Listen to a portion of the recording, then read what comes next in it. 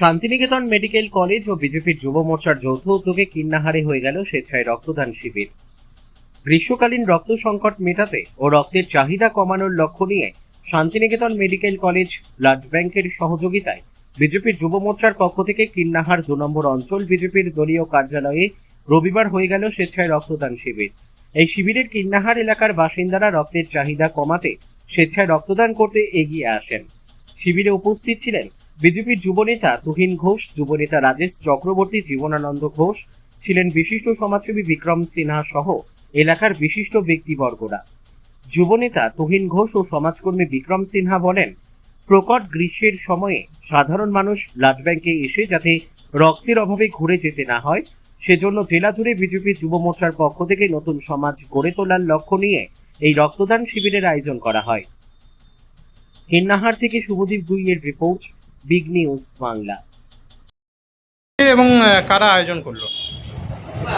ভারতীয় জনতা যুব মোর্চার পক্ষ থেকে শান্তিনিকেতন মেডিকেল কলেজের সহযোগিতায় এই গ্রীষ্মকালীন রক্তের যে সংকট দেখা দিয়েছে, এই সংকট মেটানোর জন্য আমরা সকলে মিলে সিদ্ধান্ত নিয়েছি যে একটা রক্তদান শিবিরের প্রয়োজন। এই জন্য আমরা এই শিবির আয়োজন করেছি। সমাজের সকল স্তরের মানুষ এই শিবিরে আমাদের আজকে অংশগ্রহণ করেছে, অংশগ্রহণ করে আমাদেরকে সহযোগিতা। কতজন আজকে রক্তদান করবে? 30 জনের মতো। কারা কারা এসেছে? আমাদের এখানে এসছেন ভারতীয় জনতা যুব মোর্চার সহসভাপতি জীবনানন্দ ঘোষ, আর আমাদের মিদ্যা ফাউন্ডেশনের কর্ণধার বিক্রম সিনহা, আরো অনেকে। আগামী দিনে আরো কি আগামী দিনে এইরকম কার্যক্রম আমরা কিন্নাহার এবং নানুরে করার পরিকল্পনা রেখেছি। দেখা যাক। তুহিন ঘোষ।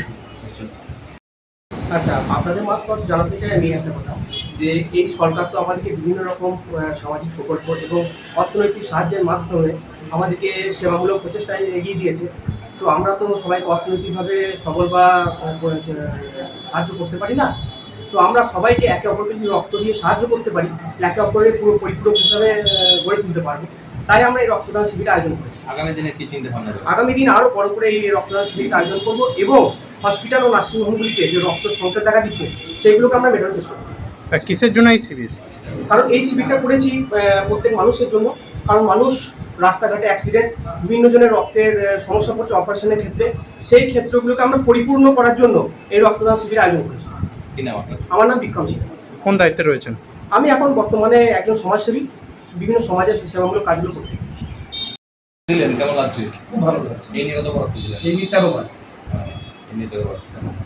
এলাকারই বাসিন্দা। এই নিয়ে